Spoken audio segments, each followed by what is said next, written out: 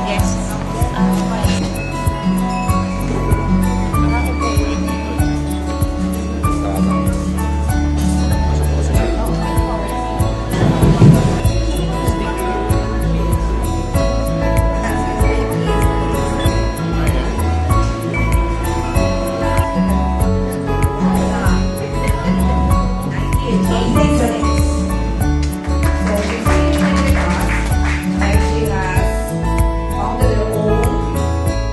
Dear students, faculty, civil society, dear guests, climate change is undeniably the greatest threat to the human species today. Rising global temperature, extreme weather events. A lot of scientific information and studies about global warming that has been accumulated. We found that climate change is an emerging and one of the greatest environmental challenges of the 21st century. And the role change is an emerging and one of the greatest environmental challenges of the 21st century. And the role of the forest comes center stage. The forest is home to almost 90% of the world's land-based animals, plants, and insects and birds. It is also one of the world's largest carbon sink, and that is why forest, or the forest ecosystem, is center of climate change issue. It has been proven and tested that the forest becomes more sustainable if you use local tree species instead of the exotic introduced species such as Gymnelina, eucalyptus, and mahogany. The intent of rainforestation, or the use of native tree species, is to bring back the natural vegetation of our forest. Climate change is everyone's concern and must be tackled with great urgency. Even the Pope himself, or the Church in general, has come forth to join in this discourse or awareness campaign about climate change. In his encyclical, Laudato Si', he expressed his concern that we should care for a common home, that is our common planet. So if you talk about man and other organisms, we depend largely on the forest. Whether you are from Metro Manila, or you are from Tawi-Tawi, or from Batanes, forest is very important for us. Forest is not just trees. Look at the forest, look beyond trees. Its ecological integrity helps mitigate climate change. Thank you.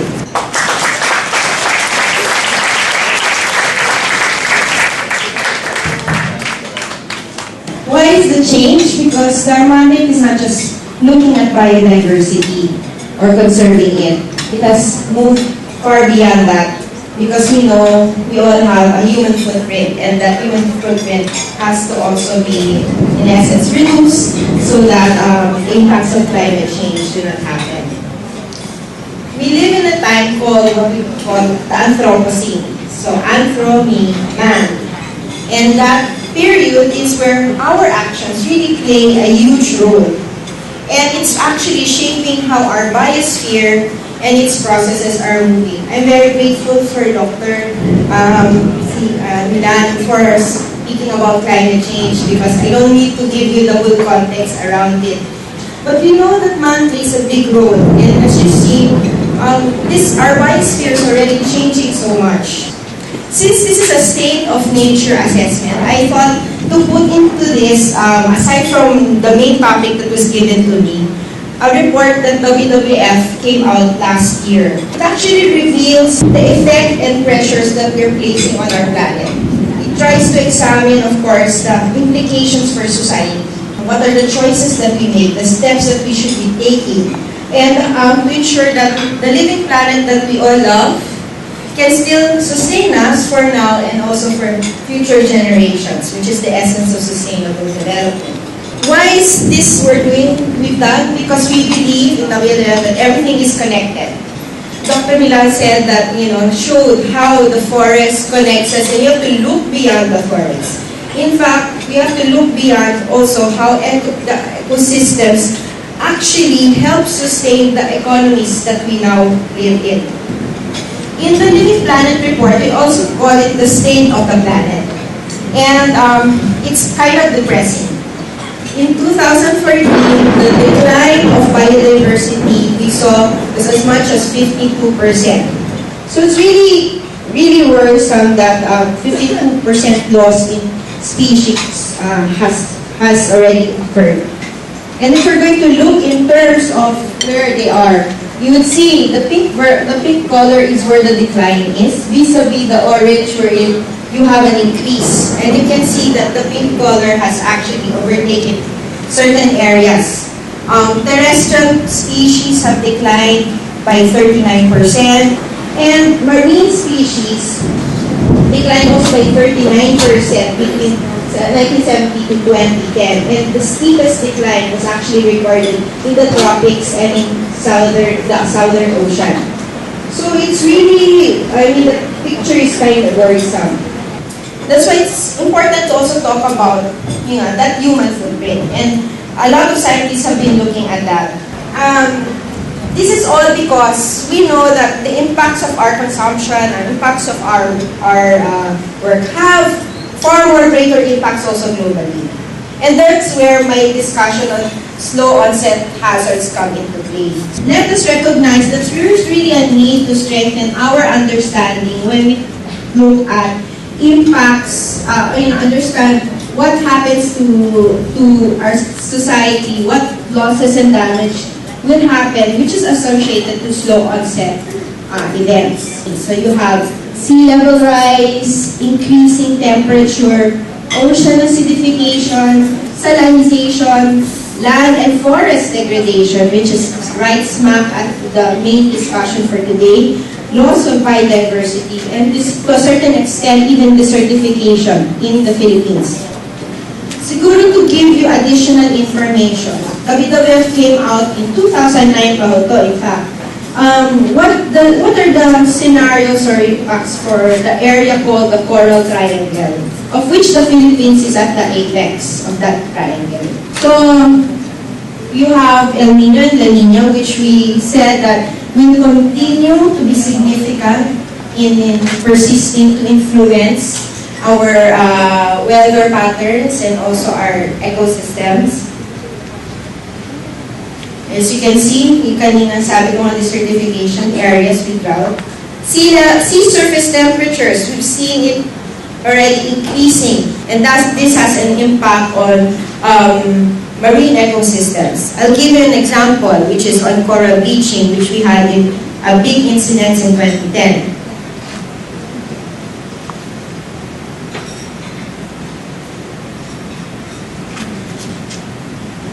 This one. It looks like a very nice bouquet of flowers underwater, right? You have pink, blue, but this was photographed by a colleague of ours in Palawan. This is actually, when the scientists came, this is the onset of coral bleaching. So that means if the oceans become too warm, more than 31 degrees, the corals or the organisms within them start to die in zooxanthellae. And they start to discolor. So that's the phenomenon called coral bleaching. Add to that, we have ocean acidification. And to a layman, what does ocean acidification mean? Well, it means that fish cannot develop bones enough. Boneless na yung mga fish natin. But, crustaceans cannot develop their shells. So that has an impact also eventually on food security. Because, they will not be able to develop this because they will need the calcium from the ocean. And calcium gets destroyed if the ocean becomes more acidic. Ang specialization po actually yung climate change. kanina pa natin pinag-uusapan yung slow onset. Halimbawa, yung palaka, ilalagay nyo sa isang kumukulong tubig, ano akala nyo gagawin ng palaka? Yeah, it will jump. That's our reaction to extreme events. But if you put the frog sa isang tubig na hindi pa kumukulong, malamig, tapos isalang mo siya sa stove, hindi niya malalaman na umiinit na pala. At pagka nalaman niya yun, kumukulo na, hindi na siya makakatalon. And that is the slow onset.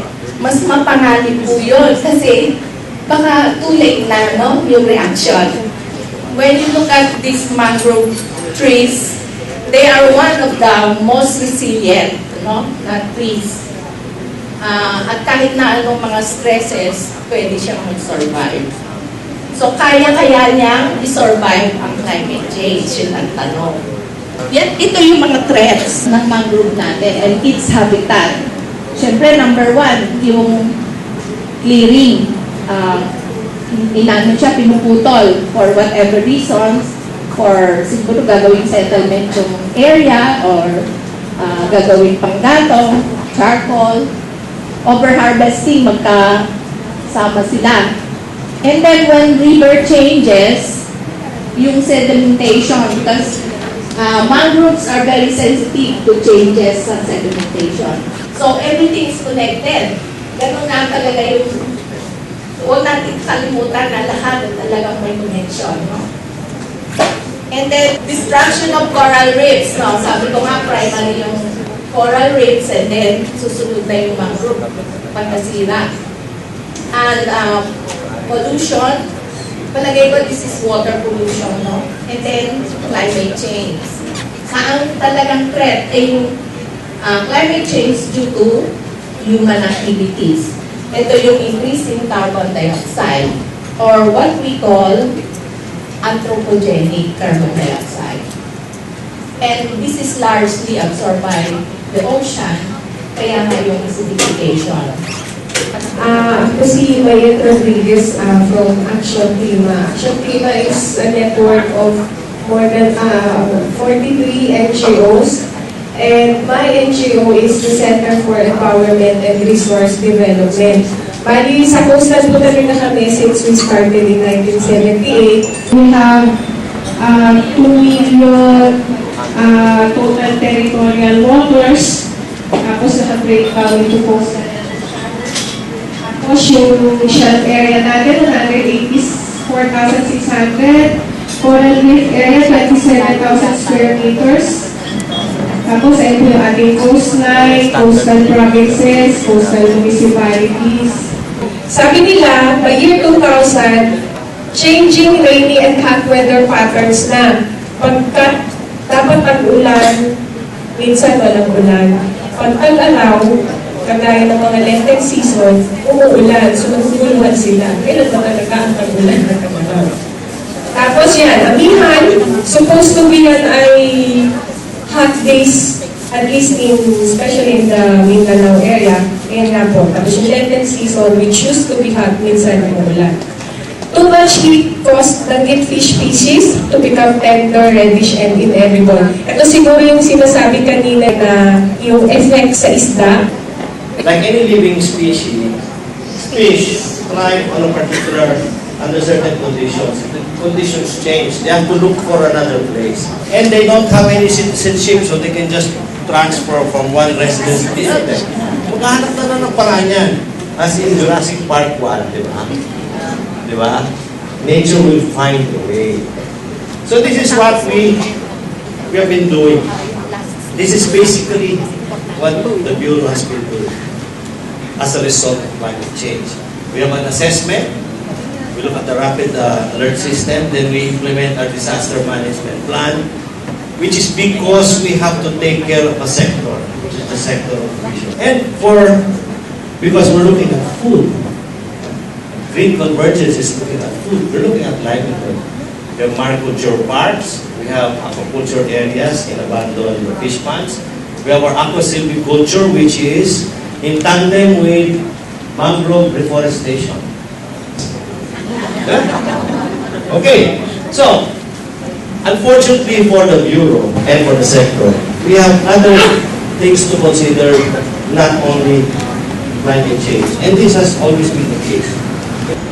But pollution and destructive fishing practices is something that we still need to consider. Why? Because we don't want to add burden to Mother Nature. Be careful with Mother Nature when she gets mad. What? Salamat po for giving us an opportunity to share our plans and programs, basically to mitigate air pollution and promote a healthy and clean environment. Baka sabihin po nyo, wala kaming ginagawa sa DOTC. Alam po niyo yung Philippine Clean Air Act? Ito yung batas about dalawang agencies po ang responsible. Sa stationary resources, it's the Department of Environment and Natural Resources. Sa mobile sources naman po, mobile, yung mga transportation, kami po sa department ang in charge. Meron pong Presidential Administrative Order number 254, Task Group on Fossil Fuel, na sinabihan po ang DOTC particularly to formulate our national environmentally sustainable transport strategy. Ang tawag po namin dito ay NES. Ang tumulong po sa amin dito ang UP NCTS, National Center for Transport Studies. Ang objective po nitong NEST, i-reform ang transport sector to reduce yung consumption ng fossil fuel. Yung pong tinatawag na, yung mga gumagamit po usually tayo ng gas or diesel, di po ba? Ito kasi yung combustion effect talagang matindi. Kaya tayo may mga smoke belchers na tinatawag. Tapos ang new paradigm in the movement of men and things must follow a simple principle. Those who have less in wheels must have more in the road. So for this purpose, the system shall favor non-motorized locomotion and collective transportation system. So we will promote walking, by cycling, and the man-powered yung mga trains or MRTs or LRTs. This is why ang focus namin yung mga mass transit. Kasi mas maraming nang sasakal at saka nang sibabaw eh. Saka hindi gumagamit ng gas or diesel. The good thing about this effort is there will be no quarrels. There can be no fundamental conflict among those who work on it. I mean, can you imagine anyone taking the position of anti-earth protection? Ayoko basta anti ako. Kasi meron mga taong talagang anti-everything, di ba? But they are few. The majority, wala tayong away. This makes it easier to work together with others for greater efficiency and larger results. For example, recently, 886 Dutch citizens, including teachers, entrepreneurs, grandparents, and students, united to sue the Dutch government for its inaction on climate change. In an unprecedented decision, the court ordered the state to reduce emissions by 25% within 5 years to protect its citizens from climate change. This just shows what determined people can do when they come together. In bringing together various groups to play a part or to work faster and more effectively toward realizing our common vision of a healthy, sustainable environment as of right now and well into the far future. Different folks, different strokes. It is expected that the various groups we work with, CSOs, government, church, academia, etc., would have different perspectives, different ways of doing things, different focuses and different paths. But as long as our ultimate goal is the same, there will be points along the path where we can join forces to lighten our loads. If you will agree to submit the following as resolutions of this body today. Number 1, to intensify forest restoration using original species that already exist in the area. You agree? Okay. Number 2, the native and indigenous species in all forms, or use native and indigenous species in all forms of reforestation and mangrove rehabilitation. Agree? Okay. Number 3, for BPAR to map out areas for mangrove rehabilitation. Okay? Number 4, for DA to look into the conversion of the nation's compostable waste into fertilizers and to use this in the organic agriculture industry of the country. Yes? Okay. For number 5, for DOTC to improve the traffic situation of the country by installing efficient and environment-friendly mass transport systems. Okay. Number 6, for DOTC to have a master plan for non-motorized modes of transport.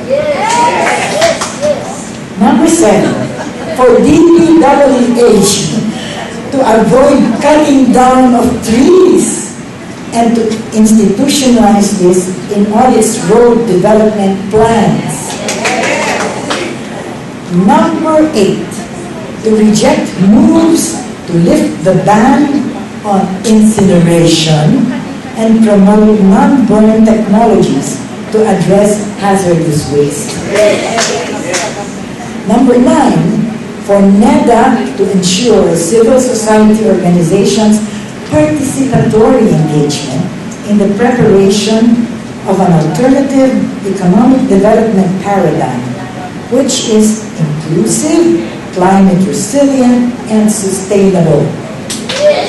All right. And finally, number 10, for all government agencies like DENR, CCC, and the Office of the President to promote and institutionalize participatory environmental governance. So, if you agree in principle to the essence of all these resolutions, please clap your hands as loudly as you can.